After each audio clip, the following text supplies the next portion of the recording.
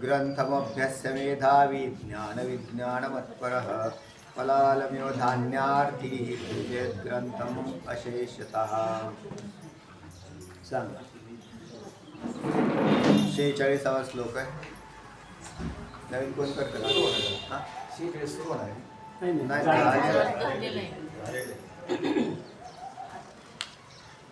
सांग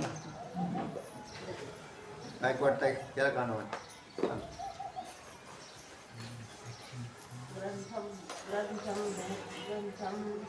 मेधावी ज्ञान विज्ञान तत्परः फलालमेव धान्यार्थी पूजेत ग्रंथम अशेषतः. मेधावी ज्ञान विज्ञान तत्परः म्हणजे आपले परमहित इच्छणाऱ्या पुरुषाने परोक्ष व अप्रोक्ष मेधावी या पदाचा अर्थ केला त्यांनी की आपले परमहित इच्छणारा, मोक्षाची इच्छा करणारा, मोक्षू. आणि मग त्याने काय करावं?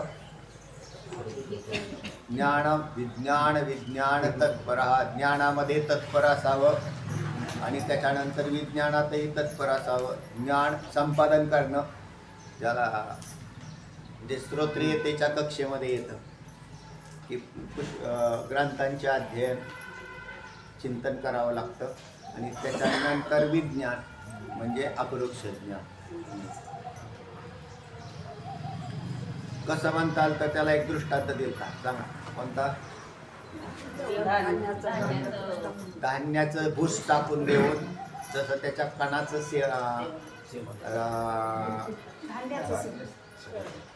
काय घेतलं जातं? धान्य घेतलं जातं, भूस टाकलं जातं. त्या पद्धतीने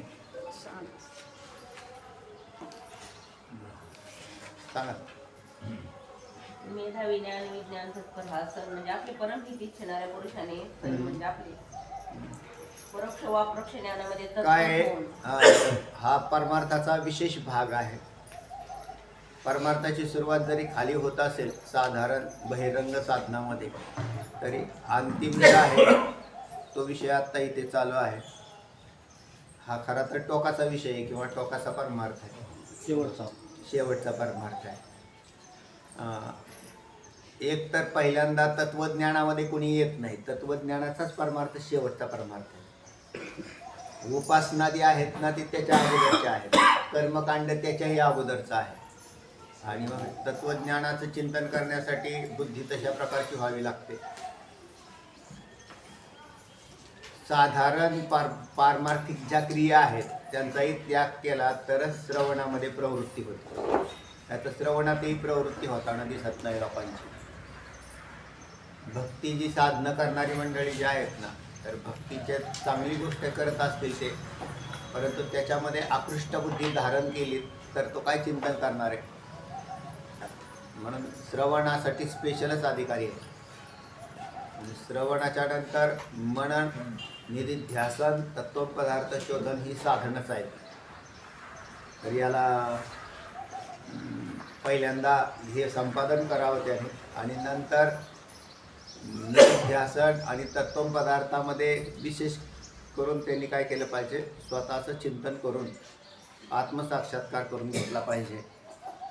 आणि हा अंतरंग परमार्थ खास सांगितलेला आहे. चला, आता जोपर्यंत तत्वज्ञान संपादन होत नाही तोपर्यंत त्याने ते सोडून अन्य काही करू नये. ते तत्वज्ञानासाठीच प्रयत्न केला पाहिजे. तर विचारसागरमध्ये तर स्पष्ट असं लिहिलेलं आहे की श्रवण करणाऱ्या व्यक्तीने उपासनांचा त्याग करावा. पुढची स्टेज आली ती. त्याने ते करत त्याचा वेळ त्याच्यात खर्च करू नये. मग त्याने खास केला पाहिजे. हा ज्याच्या त्याच्या बुद्धीचा विषय राहतो. खरा तर काय होतं, उच्च वाणीतून कथन करायला कठीण जातं, तर ते अधिकारानुसार आपापच घडतं. बरेचसे सिद्धांत आहेत ना शास्त्राचे की जे म्हणजे ते सांगायलाच कठीण आहे. त्याच्यामुळे साधारण बुद्धीच्या माणसाच्या बुद्धिभेद तयार होतो. त्याचा अधिकार नसताना कदाचित तो टाकून देतो तो. आणि ज्याचा अधिकार बनतो तो त्याला सांगावं लागत नाही की हे बाजूला हो म्हणून याच्यात. तेव्हा तत्वज्ञानासाठी प्रयत्न करणाऱ्या व्यक्तीने दुसरे काही करू नये, तर तत्वज्ञानच संपादन करावं. श्रवण म्हणजे श्रवण, ग्रंथाध्ययन ग्रंथाध्ययन, त्याच्यामध्ये अधिक प्रवृत्ती झाली पाहिजे त्याची. चिंतन तर चिंतन, त्याने बाकीच्या गोष्टी नाही केल्या तरी चालतात. त्याला असं वाटतं माझा परमार्थ पुरतो का काय, पुरतो का काय, त्याचा परमार्थ पुरतो काय हे त्याची काय संबंध आहे तेव्हा. जसा सोन्याच्या किमतीमध्ये कितीतरी अन्य पदार्थ बसतात. एक तोळा सोन्यात किती पदार्थ गोळा करता येतील बाजारातले. तसाच प्रकार इथे तत्वज्ञानामध्ये. इथलं तोळाभर तत्वज्ञान आणि परमार्थातली बाकीची साधनं खंडीभर, त्याची बरोबरी बी करू शकत नाही. सांगा पुढे. तेव्हा तत्वज्ञान अशी जरी इच्छा करणारा जो कोणी असतो, मेधावी बुद्धी, यालाच बुद्धिमान म्हणावं, तर त्याने पहिल्यांदा परोक्ष ज्ञान संपादन करावं आणि नंतर अपरोक्ष ज्ञान संपादन करावं. पुढे. ग्रंथाभ्यास, ग्रंथाचा अभ्यास करून धान्याची फलाला मिळव, नंतर धान्याची इच्छा करायला जसं तूच टाकून देतो, त्याचप्रमाणे त्याने ग्रंथाचा निशेष त्याग करावा. ग्रंथांचा निश्चेष त्याग करावा म्हणजे श्रवणाचा विषय आलता पहिल्यांदा. मग श्रवण करू नये, नंतर करू नये म्हणजे त्याचं तो त्याच्यातून पुढे निघून गेलेला आहे. मग पुढे निघून गेलेला आहे म्हणून त्याला त्याची आवश्यकता राहिलेली नाही. करू नये नाही तर श्रवण करू नये असा अर्थ काढतो. पुढे निघून गेला. एखादं गाव आपण कसा प्रवास करतो ना, आपल्याला जायचंय पुण्याला, तर मग समजा सुप्यातून गेलो, मग सुपा पास झाल्यानंतर परत सुप्याला येऊ तर आला तर काय होईल, पोचणारच नाही तो. हा भाग सांगायचा आहे त्यांना. पण जो आतापर्यंत सुप्याला पोचलेलाच नाही, त्यांनी सुप्याला जायला पाहिजे. आणि त्याला सुप्याशिवाय पुढे पर्याय नाही. पण तो पुढे निघून गेला. ते म्हणून म्हटलं की जो उच्च अधिकार असतो ना, तो कथन करायला जर तिथं जर खालचा व्यक्ती असेल आणि त्यांनी जर वरचं ऐकलं तर तो त्याचा त्याग करतो आणि तो वास्तविक पाहता त्याचा अधिकारी नसतो. थोडं कठीणच जातं ते. मग सांगितले पूर्वीपासून म्हणजे परिणामाकडे दृष्टी गुंतून एखादा शहाणा असतो तर सावध राहतो त्याला. असली परमार्थ काय असेल तर तत्वज्ञानाचा परमार्थ आहे, बाकीचा काय नाही. आणि तत्वज्ञाना एक तर गोष्ट मुक्त व्हायचं आहे ना, बस त्याला टाईम लिमिट आहे आपल्याला. असं नाही की किती कधी बी होता येईल. एक आयुष्य जर संपलं ना, आयुष्य भानू जर मावळला ना तर काहीच करता नाही येणार. म्हणून जितक्या लवकर गतिमान रीतीने होईल तितक्या लवकर आत्मज्ञान संपादन करावं. आणि मग त्याच्यानंतर मोकळ्या, मग पुढे गेल्यानंतर मग नाही काही तुम्हाला शास्त्र पुढे तुम्ही काय करायचं हे सांगतच नाही. पुढे काहीच लिहिलेलं नाही. मुक्त पुरुषाला काय बोध करणार आहे पुढे. एकदा बोध झाला निघून गेला तो. पण बोध होत नाही तोपर्यंत चिंतन केलं पाहिजे. लोकातील मेधावी या शब्दाचा अर्थ असा आहे मोक्षाची इच्छा करणारा. आणि कारण ईश्वरी इच्छेने प्रस्तुत म्हणजे झाले बऱ्या वाईट भोगात गर्क न राहता पुढे आपली अखंडित कशात आहे. बऱ्या वाईट भोगामध्ये म्हणजे असं आहे, त्याच्यावर आकृष्ट नाहीच पाहिजे. जो साधक असतो ना तर तो आध्यात्मिक, आदिदैविक, आदिभौतिक हे बरे वाईट आहे गोष्ट. खरं तर ही जी दुःख आहेत ना याच्यातून फार त्याच्याकडे लक्ष देत नाही. हे होतच राहणार आहे. आणि त्याला बगल देऊन तो त्याच्या चिंतनातच राहतो. नाहीतर याला जर पाहायला गेला तर त्याच्यातूनच बाहेर नाही पडणार. म्हणून हे काय प्रारब्धजन्य असेल ते दुःखही भोगवेल, सुखही काय असेल ते पाहिल. आणि त्याच्यातून बाहेर निघून तो काय करेल, आत्मचिंतन, आत्मबोधाकडे जाईल. म्हणून बऱ्या वाईट भोगाकडे आकृष्ट होऊ नये. पुढे खरं तर असं आहे, बऱ्या वाईट भोगाकडे आकृष्ट होणारा इथला अधिकारीच नाही खरं. जो त्या भोगाकडे आकृष्ट आहे, पैसे मिळायचेत म्हणून पाठ बुडवत असेल तर त्याचं काय म्हणजे तो काय अधिकारी काय समजावा त्याला. तो बिगर अधिकारी माणूस आहे, तो कुठलाच अधिकारी नाही. चला पुढे. एखादाच अधिकारी आढळतो म्हणजे याच्यात सांगितलं. आणि ज्ञान विज्ञान तत्पर हा म्हणजे ज्ञान म्हणजे शास्त्रीय किंवा परोक्ष ज्ञान, आणि विज्ञान म्हणजे अनुभव सिद्ध प्रत्यक्ष साक्षात ज्ञान. त्या उभय ज्ञानाविषयी अत्यंत उत्सुक होऊन एखादा म्हणजे अद्वैत मतावरील म्हणजे प्रतिपादक होऊन म्हणजे ग्रंथाचा अभ्यास करतो. म्हणजे त्याचं इष्ट आपला हेतू काय आहे साध्य करणारा. बाबा तिथं बसा. इथं बघा. हा. इथून घ्या. बंद आहे. नंतर बोला पुढे. इष्ट हेतू म्हणजे साध्य झाल्यावर धान्याच्या कारणातून असं एक घूस टाकून देतो आणि धान्य घेतो. तशा प्रकारे जड शब्दांचा त्याग करून परिभ्रमणाने आवृत्ती करावी म्हणजे तत्वज्ञानाची. पुढे. याच्यात म्हणजे जास्त कालक्षेप घालू नये आणि स्वात्मानुभवाचा अनुभव घ्यावा. बरोबर आहे. स्वात्मानंद अनुभवाला मुकू नये. हा, तो अनुभव न घेता जर तू गेला, मुकू नये म्हणजे मेला. मग पुढे काय होईल? पुढच्या जन्माला जाईल आणि दुसरं काय होणार आहे त्याचं? तर त्या सिरियसनेस समजला पाहिजे. बरं, हा किती सिरियसनेस आहे हा समजला तर मग तो व्यक्ती त्याला सोडत नसतो. अशा अर्थाची बृहदारण्यक श्रुती सांगतायत. तमेव धीरो विज्ञाय प्रज्ञां कुर्वीत ब्राह्मणः नानोध्यायात बहुशब्दान वाचो विकलापणम हि तत् सांगतात.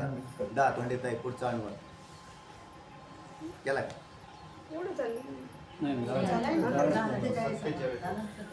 सांगा लगट आहे. अशा अर्थाची बृहदारण्यकामध्ये श्रुती आलेली आहे. तमेव धीरो विज्ञाय प्रज्ञां कुर्वीत ब्राह्मणा नानुध्यायात बहुशब्दान वाचो विज्ञापनं अन्वयार्थामध्ये सांगितलं का धीर ब्राह्मणाने अद्वितीय आत्म्याचा साक्षात करून घेतल्यानंतर त्याविषयीच अनुसंधान ठेवायला पाहिजे. धीर ब्राह्मण कोणाला म्हटलं असेल बरं? म्हणजे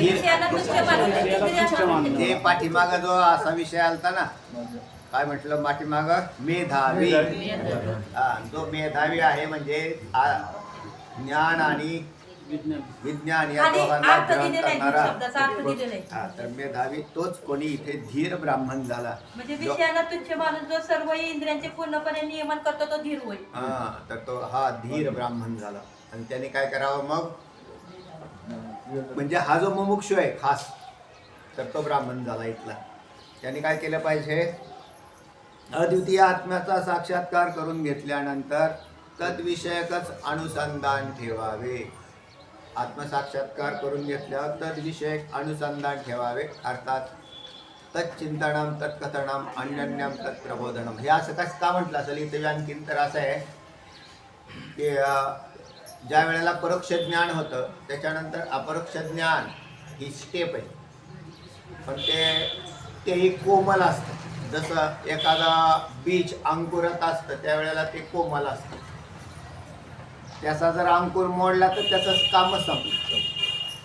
म्हणून त्याला पुन्हा पुन्हा म्हणजे त्याच्या रक्षणाची आवश्यकता असते. जसं कोमल बीजाच्या रक्षणाची गरज असते तसं तत्वज्ञानच त्याचं रक्षण करतं. त्याला ज्ञानरक्षा असं म्हटलेलं आहे. जीवनमुक्तीमध्ये 4 गोष्टी ज्या सांगितल्या त्याच्यात ज्ञानरक्षा,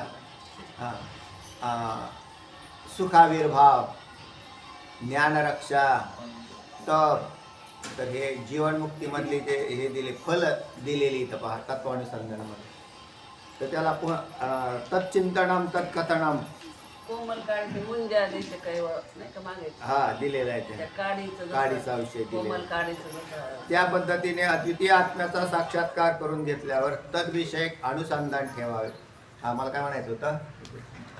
कोमल तत्वज्ञान, नंतर दृढ, अतिदृढ असं तत्वज्ञानामध्ये विषय दिलेला आहे. म्हणून मग तद्विषयक अनुसंधान ठेवावं. पहिल्यांदा तत्वज्ञान अपरोक्ष ज्ञान झालं, दृढ अपरोक्ष ज्ञान, अतिदृढ अपरोक्ष ज्ञान. तर याच्यात दृढत्व सांगितलेलं. किंवा ज्ञान भूमिका देत असताना सत्वापत्ती, असंसक्ती, पदार्थभावी आणि तुर्य अशाच्याही 4 अवस्था दिलेल्या आहेत पुढे. तर त्याच्यामध्ये सुद्धा तत् अनुसंधानच आहे. पुढे मग त्याने आणि अनेक शब्दांचे जर चिंतन किंवा उच्चारण केले नाही पाहिजे, कारण ते वाणीला शीन देणार नाही. गेल्या वेळेस चांगला दृष्टांत दिला होता तुम्हाला की जसं एखादी भाजी शिजून झाली, भाजी शिजली नाही तोपर्यंत त्याला जाळ लावावा लागतो, नाही लावला तर कच्ची राहते. पण भाजी शिजून झाल्यानंतर जर जाळ लावत असेल तर करपून जातो. म्हणजे त्याची एक त्याला सगळीकडे नॉर्मलता असं म्हटलं की बा शिजले, आता विषय उतरवला. व्यवहारात सुद्धा नॉर्मलता असतेच. किंवा डॉक्टर सुद्धा पेशंट चेक करत असताना ते म्हणतात नॉर्मल आहे. नॉर्मल आहे म्हणजे इकडे बी नाही तिकडे बी नाही, त्याची ते जगणं स्थित आहे. अगदी तशाच नॉर्मल अवस्थेमध्ये इकडे सुद्धा तत्वज्ञानही तसंच आहे. त्याला एकदा काम झाल्यानंतर पुन्हा बाजूला काढून ठेवलं. पण काही माणसांचा असा आग्रह असतो, नाही नाही करतच राहिलं पाहिजे, म्हणजे चालूच ठेवलं पाहिजे. एक तर ते अनधिकारी असतात म्हणून ते त्याच्यामध्ये काय राहतात, गुंतून राहतात. ते मग ते पुन्हा पुन्हा पुन्हा पुन्हा तेच करत राहतात. आणि पुढे आहे का नाही रस्ता, काय पुढे जायला पाहिजे का नाही, मग ते काय करताना दिसत नाही. तर त्या व्यक्तीचा अधिकार अनाधिकार असतो तो. चला, पण आता इथला जो आहे विषय, तिथं अनुसंधान ठेवून त्यांनी काय केलं पाहिजे, शब्दाचं चिंतन एकदा संपुष्टात झालं ठीक आहे, त्याच्या पुढे जायला पाहिजे. आणि आत्मसाक्षात्कार हा सगळ्यात शेवटची स्टेप आहे त्यातली. प्रकाशमध्ये सांगितलंय धीर म्हणजे सकृत दर्शनी वागणाऱ्या विषयाला तुच्छ मानून जो सगळ्या इंद्रियांचे पूर्णपणे नियम करतो त्याला धीर म्हणतात. त्याला धीर असं गेलेलं आहे. सकृत दर्शनी रमणीय वाटणाऱ्या विषयांना तुच्छ मानून है ना, किंवा बऱ्या वाईट स्थितीतच गर्क होऊन न राहणारा, किंवा आपले परम हित इच्छिणारा, असे हे शब्द धीरसाठी आलेले. खास मुमुक्षु असं म्हणायचं बा. मुमुक्षुमध्ये बी साधारण, मध्यम आणि तीव्र असे प्रकार केलेले. अति तीव्र जो असतो तो खास आहे. पुढे आणि प्रज्ञा म्हणजे ब्रह्म व आत्मा यांचे एक ऐक्य आहे अशी सतत दृढ भावना ठेवली. प्रज्ञा या पदाचा अर्थ बुद्धी असा होतो. पण कोणती बुद्धी, तर ब्रह्म व आत्मा यांचे ऐक्य. आता आत्मा म्हणजे व्यष्टी दृष्टीने आणि ब्रह्म सविस्तर दृष्टीने. की तू ते आहेस, तू म्हणजे आत्मा, ते म्हणजे ब्रह्म, किंवा तत्त्वम ते तू आहेस, ब्रह्म आणि आत्मा याच्यात पुन्हा पुन्हा काय करायचं आहे, ते तू आणि तू ते. त्याला काय म्हटलेलं आहे, ओतप्रोत चिंतन. अशा प्रकारचं ओतप्रोतता आणून पुढे नानुध्याय म्हणजे त्याचं सांगितलंय न अनुध्याय, न अनुध्याया पदच्छेद होईल ना त्याचा अर्थ. न अनुध्याया असं असतं, ज्यावेळेला चिंतन चाललेले असतात त्यावेळेला चिंतन केलेलं असतं. श्रवणात असणाऱ्या पुरुषाने मनन आणि श्रवण हे दोन्ही अपेक्षित आहेत तिथं. किंवा अर्थाकडे बी त्यावेळेला लक्ष असलं पाहिजे. ज्यावेळेला श्रवण करतो तेव्हा अर्थाकडे लक्ष पाहिजे. पण एकदा त्याच्या ह्याच्या सीमारेषेच्या पलीकडे गेले, आता त्या अर्थाचं चिंतन करत बसण्याची काय गरज आहे त्याला, तर आवश्यकता राहत नाही. तर त्याच्या कारण त्यांनी ते पूर्वी केलेलं आहे. एक पहा, ज्याने पूर्वी केलेलं आहे त्याला आवश्यकता नाही, का केलेलंच नाही त्याला आवश्यकता नाही, केलेलं नाही त्याला आवश्यकता. हा, ज्याला केलेलं नाही त्याला आवश्यकता आहे, करून निघून गेलेलं आहे त्याला आवश्यकता राहत नाही. म्हणून नानुध्याया म्हणजे अर्थाकडे फारसे लक्ष न देता, कोणी त्यांनी, हा, नाहीतर अर्थाकडे फारसं लक्ष ज्यांनी केलं नाही त्याचं तो हा. सांगितलं ती हानी म्हणून सांगतात. नाही, ज्याचं होऊन गेलेलं आहे त्याचा चाललाय विषय हा. ज्यांनी केलेलं नाही त्याने अर्थाकडे लक्ष न देता असं होईल का? त्याच म्हणलं हानीच म्हणून ऐका काय म्हणतात ते सांगा. अर्थाकडे फारसे लक्ष न देता श्रद्धे वाचून भराभर ग्रंथ वाचण्यात काही एक लाभ नसून उलट एक प्रकारे हानीच आहे असे येणे सुचवलेले आहे. पण कोणी आपल्याला कोणाचा अभिषेक कोणता आहे? झालेलंच आहे. ज्याचा जो आत्मज्ञानाकडे चालले आहे त्याने हे बाकीच्या गोष्टी फारशा, कारण असं आहे बा, पुराणं किती आहेत आपली? 18 पुराण, उपपुराण, अनेक पुराण. अद्वैताचे ग्रंथ जरी घेतले तरी अनेक आहेत. मग ते सुद्धा करत बसण्यामध्ये तरी काय स्वारस्य आहे तेव्हा? आणि एखाद्या व्यक्तीच्या बुद्धीमध्ये दुसरे दोष नसतील त्याचे, काय असतात? तार्किकता जर असेल तर तुम्हाला जास्त ग्रंथांची अध्ययन करावी लागतात. अण्णा सुद्धा नेहमी म्हणायचे, जो मनुष्य तार्किक आहे ना त्याला हा एक ग्रंथ, तो झाल्यावर दुसरा, तिसरा झाल्यावर चौथा, चौथा झाल्यावर पाचवा. त्याचं कारण त्याला ते काय झाले? शंका वाढत गेले त्याच्या. त्या शंका वाढत गेले की ग्रंथ आला. प्रत्येक शंकेच्या उत्तराला ग्रंथ तयार आहे. असं नाही की तुमच्या शंका आहेत त्याच अंतिम राहतील आणि त्याला पुढं काहीच उत्तर मिळणार नाही, असं नाही. तर अद्वैत शास्त्रामध्ये बी अनेक ग्रंथ आहेत. पण मग हे सगळं करत बसला तर आयुष्याच्या मानाने आपल्याला आत्मसाक्षात्कार होईलच केव्हा? तर होणार नाही. म्हणून फारशा तार्किक बुद्धीचाही त्याग करून टाकावा. काय त्याच्यामध्ये नाही स्वारस्य खरं तर. दोन प्रकार आहे सरळ सरळ. एक परमतत्व, अद्वैत तत्व जसं आहे तसं स्थिर आहे. आणि तत् भिन्न जो असणारा जो प्रपंच आहे तो भौतिक प्रपंच असून, पूर्वी म्हटलं तुम्हाला की जेवढ्या शंका आहेत त्या द्वैतात आहेत का अद्वैतात आहेत? केवळ द्वैतात शंका आहे. उत्पन्न होणारी शंकाच द्वैत आहे. म्हणून त्या ज्या वेळेला तो स्थिर बुद्धी होऊन स्वतः अनुसंधान करेल स्वतःशीच कायमस्वरूपी, तर त्याच्यात खरा कुठली शंका अस्तित्वात राहायलाच नाही पाहिजे. काय कारण आहे राहण्याची? तो आत्मसाक्षात्कार होत नाही का? होतोय ना. आणि मग शंका कशी राहील तेव्हा? तर तेव्हा नंतर त्यांनी काय करायला सांगितलंय, म्हणून फारशा अर्थाकडे लक्ष न देता किंवा अधिक भाराभर वाचन करत बसण्यात, म्हणजे ह्यामकं पुराण पाहिलं तमकं पुराण पाहिलं, हे बी काय सीनच आहे ना. आणि मग त्याच्यात श्रद्धे वाचून असा भाग होतो, ज्या अर्थी तुम्हाला दुसरा ग्रंथ हातात घेता त्या अर्थी पहिल्या ग्रंथावर तुमची कमकुवत झाली. बरं ना? पहिलं कमकुवत झालं म्हणूनच दुसरं हातात घेतलं ना. म्हणून हे नंतर तो आणखीन दुसरं घेतला किंवा का हो तुमचा मांडुक्य उपनिषद एक अण्णांनी सांगितलं. त्यावेळेला मी म्हटलं आपल्याला आणखीन दुसरं उपनिषद पाहायचं. म्हणजे कारण काय? मग असं त्या ग्रंथाला पुष्टी देण्यासाठी जर त्याचं काय असेल तर मग ते करण्यात काय हरकत आहे? ते करण्यात हरकत नाही पुष्टी द्यायला. पण तुमच्या बुद्धीची पुष्टी आहे ना ते तुम्हीच देणार आहे. त्या ग्रंथाला नाही पुष्टी द्यायची, बुद्धीला पुष्टी द्यायची आहे ना. तर त्या बुद्धी आहे ती अधिक असं आहे, ते बुद्धी बी चावट आहे. आणि ती आहे रजतम आणि सत्सगुण आहे. आणि त्याच्यात काय होतात लगेच चला, म्हणजे हालचाल होती त्या बुद्धीमध्ये.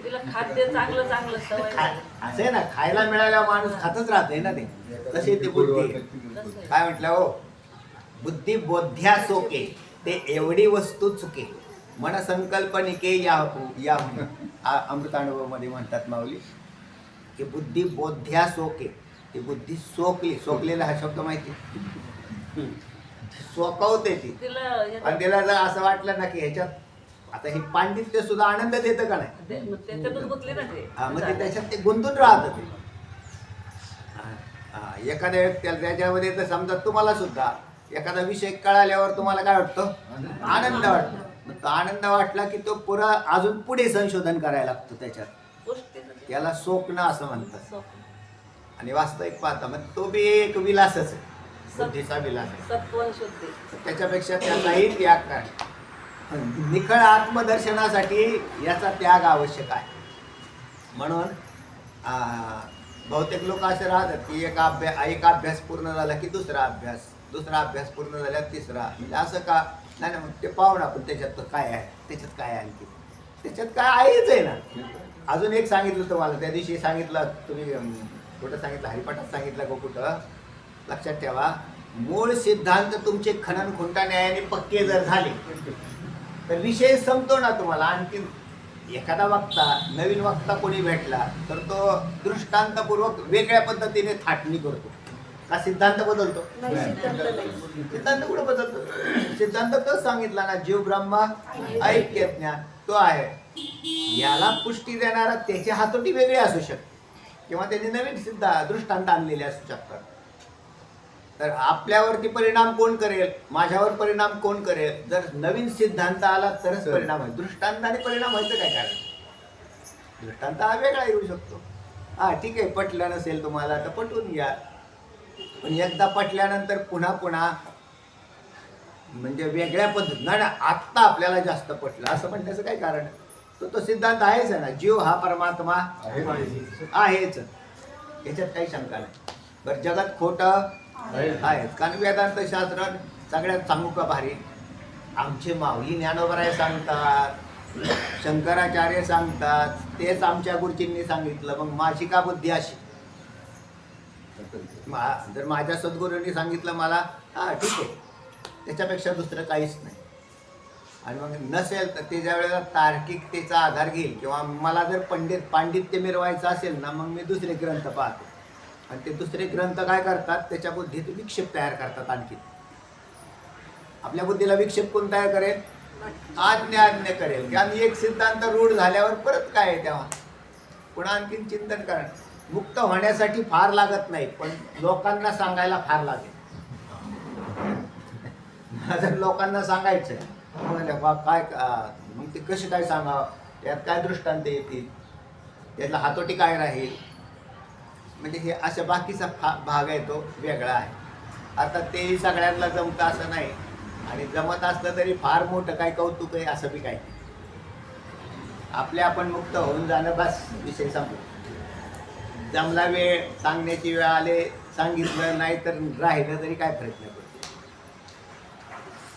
जगात मुक्त होणारे त्यांच्या पद्धतीने होतील.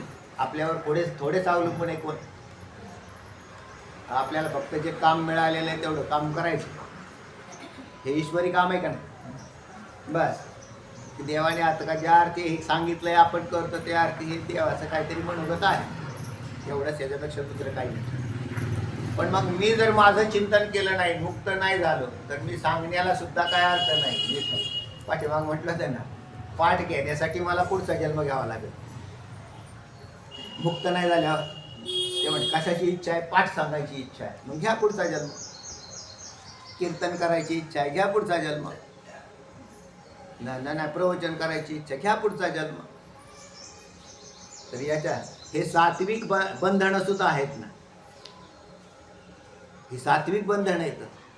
साधारण तामस आणि राजसी बंधनं तोडू शकतो माणूस, पण सात्विक बंधन तोडायला अजून कठीण आहे. चला, तर तेव्हा काय म्हणतायत, एका प्रकारे याचा त्याग करायला सांगतात.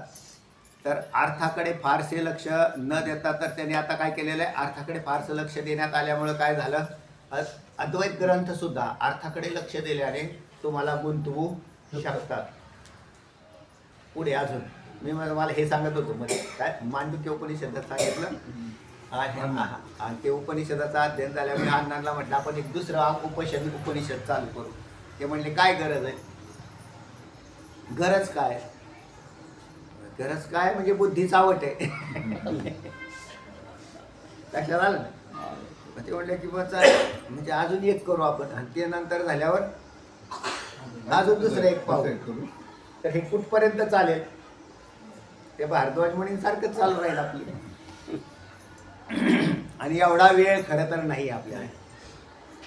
एवढा वेळ नाही म्हणजे उर्वरित आयुष्य शिल्लक राहिलं, बोधाच्या पश्चात आयुष्य शिल्लक राहिलं तर हरकत नाही, पण बोध होण्याच्या आधी आयुष्य संपलं तर अवघड.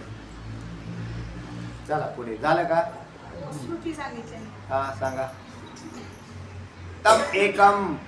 तम एकम जाणथ आत्मानम. या ठिकाणी जे आहे ना,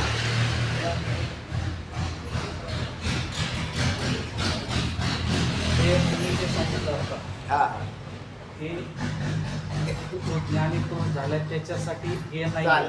पण या वाक्याचा अर्थ तसा निघतच नाहीये. ह्या वाक्याचा नाही, हे आपलं चाललंय, हे कोणासाठी चाललंय? ज्ञानी पुरुषाचं झालं त्याच्यासाठी चाललंय. पण ह्या जो वाक्य आहे त्या वाक्याचा अर्थ तसा निघतच नाही. बरं सांगा तुमच्या कसा? अर्थाधिकाराकडे फारसे लक्ष न देता हा ओके. हा अर्थाधिकाराकडे फारसे न लक्ष हा. देता श्रद्धे वाचून ग्रंथ बरोबर वाचले. ओके. हा आता कोण अनाधिकारी पुरुष आहे ना, आत्मज्ञान झालेला नाही असा पुरुष आहे, त्याने जर असं केलं तर ते काही कामाचं नाहीये. ओके. पुढचं सांगतो, बरोबर का नाही. आणि कोणता जो ज्ञानी पुरुष आहे त्याने जर असं केलं, कसं अर्थाकडे न लक्ष देता आणि श्रद्धे वाचून, तो हानिकारक आहे. मग तो अर्थाकडे न लक्ष देता, कारण त्याने जर वाचलं बरोबर ग्रंथ वाचा घेतला तर जर ज्ञानी पुरुष आहे त्याला पटापट ते लक्षात येणार येतच. आणि दुसरी गोष्ट, श्रद्धे वाचून तो वाचतोय तिथे श्रद्धा असल्याशिवाय वाचणारच नाहीये. म्हणून ते हे जे वाक्य हे अनाधिकारी किंवा अज्ञानी माणसासाठीच आहे. नाही माझी शंका जी होती ना, नाही तेच तसंच आहे. ऐक ना, माझी शंका हीच होती, पण त्याचं उत्तर सगळे पुढं सापडलं मला. श्लोकातच ते चाललेलं आहे. त्याचं उत्तर असं आहे, जे अन्वय अर्थामध्ये काय सांगितलंय, बहु शब्दानं अनुध्यास्त ध्यायात, मग बघा तिथं अर्थ लागतो. मग आणखी आधी शब्दाचे चिंतन किंवा उच्चारण करू नये, कारण ते वाढण्यास शिनवणारे आहेत. हे कोणाकरता सांगितलं, हे साधकाकरता आणि सांगितलं. हे खाली जे वाक्य आहे नाही नाही नाही, तो अर्थ जो वर अर्थ अन्वय अर्थ दिला, त्याचाच खाली त्यांनी उल्लेख केला. माझी शंका हीच होती. आपला विषय चाललेला आहे ना, त्या तत्वव्यक्त्याचा तत्वव्यक्त्याचा. चालला, अज्ञानी माणसांचा नाही बरोबर. चाललेला. ती शंका माझी तशी झाली नसून तो असते. आणि आपण ज्ञानी पुरुषाच्या वाक्य ह्याच्यात हे वाक्य लावलं तर तो चुकीचा अर्थ निघतोय. नाही निघत, कसा निघत? अहो एका, मी तुम्हाला तेच सांगितलं ना, कितीतरी दृष्टांत देऊन मी तेच सांगतो की ज्या वेळेला तत्वज्ञानाचं अध्ययन पूर्ण झालेलं असतं ना, त्यावेळेला ह्याचे दोन प्रकार लक्षात ठेवा शेटे साहेब. पहिल्यांदा एक ज्ञान आणि दुसरं विज्ञान, हे दोन भिन्न आहे. हे शब्दांचा खेळ कशात चाललेला आहे, ज्ञानात का विज्ञानात? हा विज्ञानाचं चाललेलं आहे. हा, नाही, नाही, ज्ञानात. खेळ कशात चाललाय, ज्ञानाचं. ज्ञानात. आणि त्याला कुठेतरी विश्रांती जर दिली तरच विज्ञान घडू शकतं. विज्ञानात शब्द नाही राहत आणि ज्ञानात शब्दाशिवाय चालत नाही. म्हणून ज्या वेळेला शब्दांचं, आता तुम्ही ज्या वेळेला भराभर चिंतन कधी करतो, मी आत्ताच तुम्हाला पटवून सांगितलं ना ते बी, की ज्या वेळेला एखादा अद्वैत शास्त्रामध्ये सुद्धा अनेक ग्रंथ आहेत. तुमचा चित्सुकी, काय म्हटलं, वेदांत परिभाषा, वेदांत परिभाषा ती झाले चित्सुकी, नंतर अद्वैत सिद्धी आहे ना, तेच आहे ना, खंडन खाद्य आदी कठीण ग्रंथ आहेत. पुढे अजून पुढे कठीण आहे. आता वृत्तीप्रभाकर तरी काय कठीणच आहे ना. वृत्तीप्रभाकर किंवा अशा प्रकारचे अनेक ग्रंथ किंवा उपनिषद झाली. उपनिषद सगळी अद्वैत परच आहेत. मग सगळ्याच उपनिषदांचं अध्ययन आपल्याला घडेल का? नाही घडू शकत. मग तिथं मी तेच झालं ना पुन्हा आणखी. आणि ज्या वेळेला व्यक्तीची काय होतं, एका ग्रंथाच्या ठिकाणची, आता असं म्हटलं, ज्ञानेश्वरी मुक्त करेल का नाही तुम्हाला? नुसती ज्ञानेश्वरी एकच ज्ञानेश्वरी मुक्त करू शकते. मला त्याच्यात असे काही आपले वारकरी मंडळ आहे की ज्यांचं अद्वैत शास्त्राची फारसं अध्ययन नाही झाली, त्यांना स्वतःला तेवढ्यापुरतं विषय कळतोय तो. बरं पुष्कळ झालं, त्याच्यापासून काय आवश्यकता राहिलेली. म्हणून पुष्कळ शब्दांच्याकडे जाण्यात आणि श्रद्धे वाचून जाण्यात. कारण श्रद्धे वाचून असा शब्द येत होतो, ज्या वेळा की तुम्ही एका ग्रंथाला सोडून दुसऱ्या ग्रंथात प्रवेश करायला गेले, पाहायला गेले, त्याआधी पहिल्या ग्रंथावरची श्रद्धा तुमची कमी झालेली असते. म्हणूनच तुम्ही दुसऱ्या ग्रंथात प्रवेश करायला गेले. आणि मग त्याच्यात काय सांग, त्यालाच खनन खुंटा न्यायाने पक्क करण्यासाठी दुसरे ग्रंथ आणखीन तुम्ही वापरणार आहे, म्हणजे त्याच्यात श्रद्धा कमी असा भाग होतो.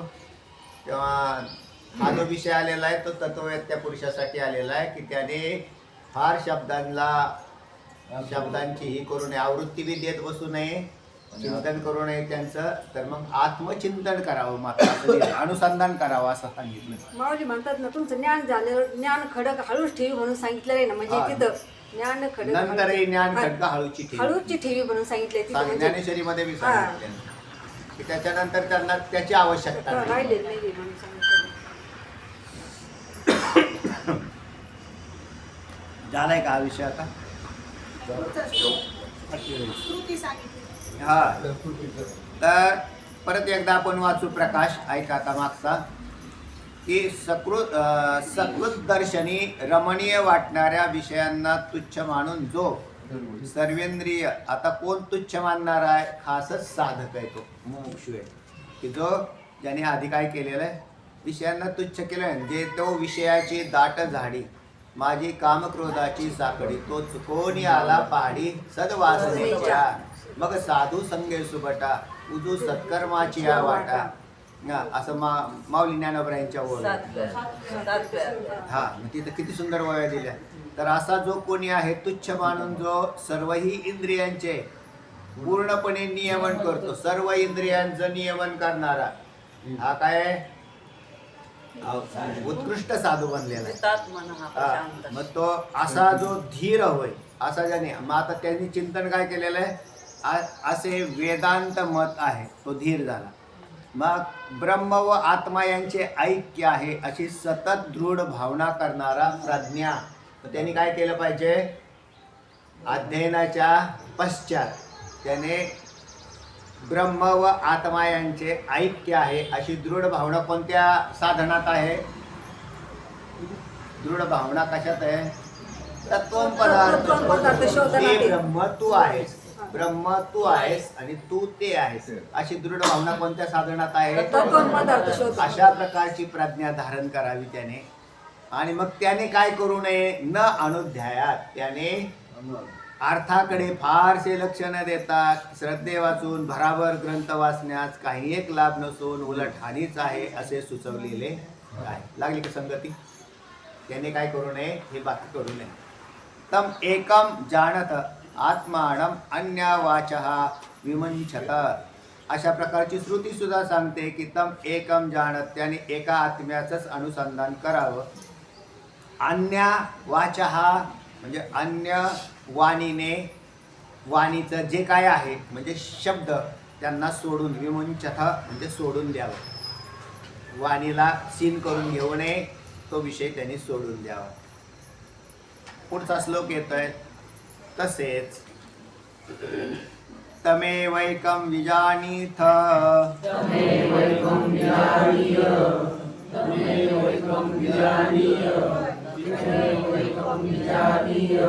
विजानीथ आहे ना, थ बरोबर आहे, या नाही, थच बरोबर आहे. तमेवैकं विजानीथ,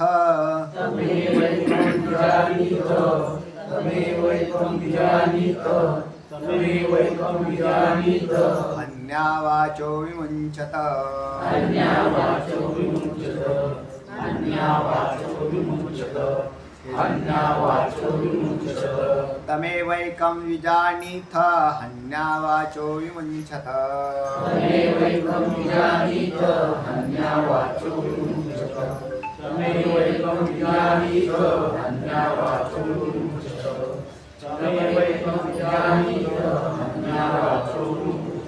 यच्छेत वाक् मनसि प्राज्ञा,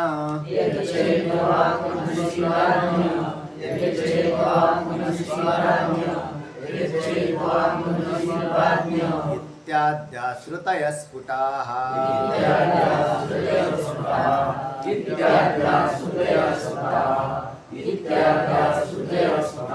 यच्छेत् वाग् मनसि प्राज्ञा इत्याद्या श्रुतयः स्फुटाः.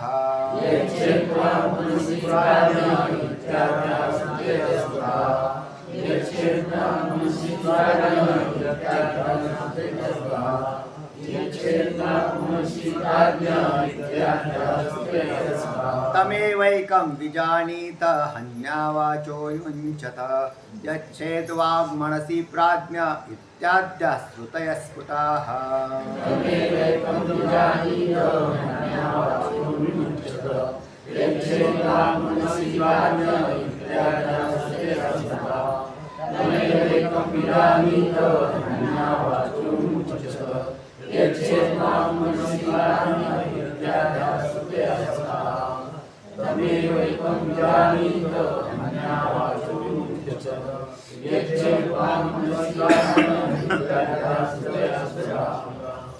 तम एव एकम विजानीथ ही अन्या अन्याः बरोबर आहे. अन्याः ही अन्याः वाचः विमुञ्चत यच्छेत् वाक् मनसि प्राज्ञः याला ना इत्याद्याः श्रुतयः स्फुटाः तम एव एकं विजानीत हि अन्याः वाचः विमुञ्चत यच्छेत् वाक् मनसि प्राज्ञः इत्याद्याः श्रुतयः स्फुटाः. पदच्छेद येईल का शिंदे सर सांगायला? खाली आहे ना, खालचा वाचून सांगा. खालचा वाचून सांगत असताना वरची पदं पहा, म्हणजे तरी बी अभ्यास होईल तुमचा. म्हणजे तमेव एकम याच्यामध्ये 3 पदं आलेली आहेत. कोणती 3 सांगा बरं? बस झालं, तुम्हाला तर कळालं. हा, पण तरी ते का आली ते त्याचाही अभ्यास करा ना. तम म मध्ये अनुस्वार येतो म्हणून तम असं पद आलं. मम अनुस्वार बाहेर काढल्यावर मेचा अनुस्वार बाहेर काढल्यावर ए आणि पुढचा व घेतला ए व, नंतर वै मधला ए येडक्याचा आणि कम हाय तसा ठेवला एकम तम एव एकम. अशा प्रकारचं ते पदच्छेद. आता विजाणीचा आहे तो शब्द आहे. पुढे अन्या, अन्यामध्ये 2 पद आहेत, ही आणि अन्याहा अशी 2 पदं आली. ही अन्य वाचो, चोचा जो आहे त्याचा विसर्ग तयार होतो. वाचहा विवंचत अनुनाशक आलेलं आहे. न सारखं दिसतो. च वरती आलेला तर त्याचा अनुनाशक म्हणतात, त्याला संस्कृतमधलं. ते आल्यामुळे त्याचा अनुस्वारात रूपांतर होतं. यच्छेत् वाक् मनसि प्राज्ञः यच्छेत् वाक मनसी प्राज्ञः. प्राज्ञः का केलं? पुढे आई आलेला आहे, म्हणजे स्वर आलेला आहे. इत्याद्याः श्रुतः स्फुटः झालं. चला आता अन्वयार्थात म्हणतायत तम एव एकम विजानीत, त्या एकाच आत्म्याला जाणल्या जाणा. म्हणजे दुसरं काही जाणण्यासारखं नाही. या जगात काय जाणण्यासारखं आहे? तर एक आत्मा जाणण्यासारखा आहे. वाचा पुढे पुढे मला सांगायचं नाही का? हा, ही अन्य हा वाचा हा विमुंचत, व अन्य सर्व वाणीने जे काय आहे ते सोडून द्या. हा, मगर साहेब आले. प्राज्ञ वाक मनसी यच्छेत. प्राज्ञ वाक मनसी यच्छेत. प्राज्ञ म्हणजे मुमुक्षुला इथं प्राज्ञ असं म्हटलं. मग धीर म्हटलं य. त्यांना बसायला जागा, त्यांना बसायला बस कर द्या.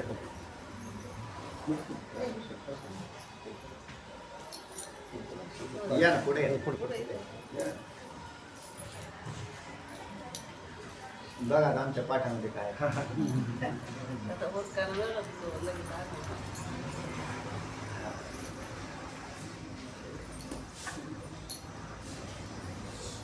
प्राज्ञ वाक मनसी यच्छेत. प्राज्ञ म्हणजे इथंच आता मगाशी जो धीर शब्द आलता, मेधावी, इथं काय म्हटलंय? प्राज्ञ म्हणजे त्या मुमुक्षुने.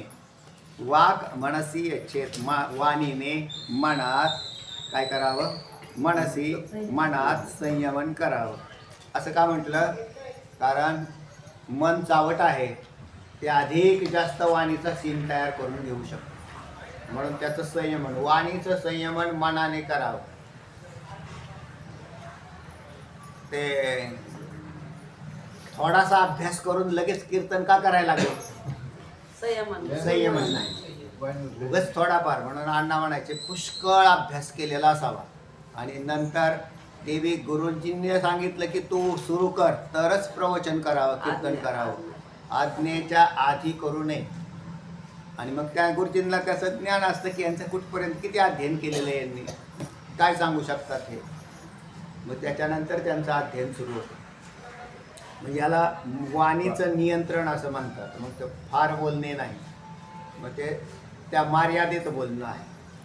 आणि मुमुक्षुने सुरुवातीला जे शास्त्रात शिकवलं ते सांगावं, म्हणजे अगोदर शास्त्राप्रमाणे बोलावं, लोकांप्रमाणे नाही बोलावं, तर शास्त्राचे सिद्धांत घट्ट करून घ्यावे. आणि नंतर आता इथे तर सांगतायत की त्याने संयमनच करावं, पहिल्यांदा बोलू नये. इत्याद्याः श्रुतयः स्फुटा सन्ति, इत्यादी अनेक श्रुतयः म्हणजे श्रुत्या, हीच गोष्ट स्पष्ट सांगतायत. वाचा वाचा पूर्ण श्लोक. हां सुरू येत आहे. शेती सर्व असतील ना.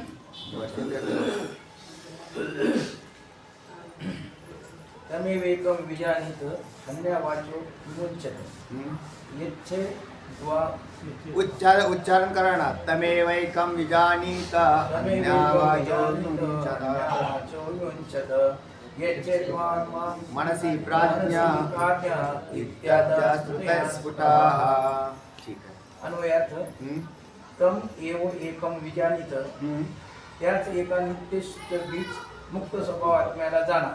त्याच एका नित्य शुद्ध बुद्ध मुक्त स्वभावान इतम एक एव एकम एव या पदाचा अर्थ आहे च म्हणजे त्यालाच जाणं, आत्म्यालाच जाणार. विजानीत म्हणजे जाणणं. तेव्हा तम म्हणजे त्यालाच, अशा एका आत्म्यालाच जाणार. ही अन्यावाच हा विमुंचत. वाचा. ही अन्य वाच विमुंचते. कारण जाणण्यासाठी पूर्वी वाणीचा आणखीन वापर करून शब्द संचय तयार केलेला असतो, शब्द भांडारही तयार होतं. आणि मग त्याचा विनियोग कशासाठी होतो, पुन्हा बाहेर बहिरंगामध्ये जातो.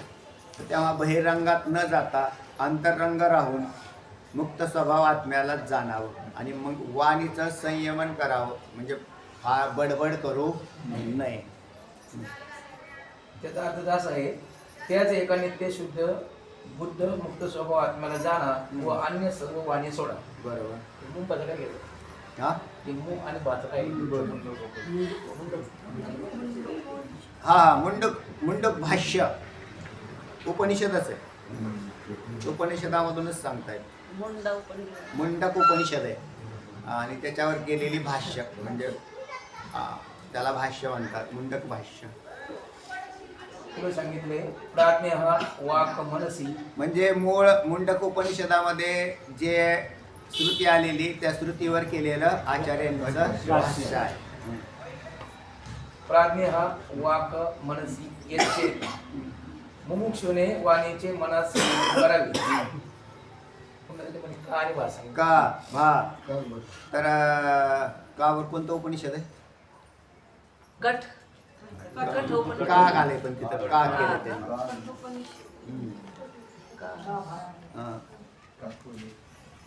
पाठीमाग ग्रंथांच्या यादीत कुठं आहे का? का भावर काय ग्रंथ यादी आलेली? कारिका भाष्य. बरोबर. कारिका केलेले ते एकच आहे. कारिका म्हणजेच आचार्यांनी ह्यांनी गौडपादाचार्यांच्या कारिका आहेत आणि त्याच्यावर केलेल्या भाष्य. बरोबर. इत्यादः श्रुतः स्फुटः सन्ति इत्यादी अनेक श्रुती ही गोष्ट अगदी स्पष्टपणे सांगत आहे. आता प्रकाश सांगितलेला आहे. तात्पर्य उत्तम साधकाने सर्वदा आत्म्याचे चिंतन करीत राहून अन्य सर्व व्यापार टाकावे. अशाच प्रकारच्या आणखी अनेक श्रुती आहेत. पण ग्रंथकारांनी विस्तार भयास्तव आणखी श्रुती देत नाहीत. नाहीतर अनेक श्रुत्या आहेत आणि विस्तार भयास्तव देत नाहीत. तर आपण नवीन श्रुती शोधण्यात तो तरी आपल्या वाणीचा सीनच आहे. कारण नवीन शोधत बसला तर काय होईल, अजून सीनच आहे. तेव्हा आम्ही बी काय विस्तार करत नाही. उत्तम साधकाने सर्वदा वाचा. उत्तम साधकाने सर्वदा आत्म्याचे चिंतन करीत राहून अन्य सर्व व्यापार टाकावे. आता अन्य सर्व व्यापार म्हणजे कोणते? आत्मज्ञान झाल्यावर साधनांचा त्याग करावा. अन्य सगळे व्यापार म्हणजे परमार्थात सुद्धा अनेक साधनं आहेत आणि त्या साधनांचा व्यापाराचा आहे. तर ती सगळी टाकून द्यावी आणि आत्मज्ञान झाल्यावर साधनांचा त्याग करावा. आणि त्याच्यानं आत्मज्ञानानंतरही साधनाचा त्याग प्रतिपादन केलेला आहे. तर आत्मज्ञानापर्यंत साधनं ठीक आहेत, मुक्कामाला पोहोचेपर्यंत साधनं लागतात. मुक्कामाला पोचल्यावर साधनांचा विषय राहत नाही आणि त्याच्यानंतर साधनांचा त्याग करावा अशा प्रकारच्या श्रुत्या आहेत. असे सर्व श्रुती सांगतात. आता अशास्त्रीय द्वैताचे अवांतरभेद सांगतात. आता शास्त्रीय आणि अशास्त्रीय असे दोन भाग आलेले होते. त्यातला शास्त्रीय द्वैताचा विचार झालेला आहे आणि अशास्त्रीय द्वैत काय आहे, काम क्रोधाधिक कसे, तर यांचा विचार नंतर सांगतील.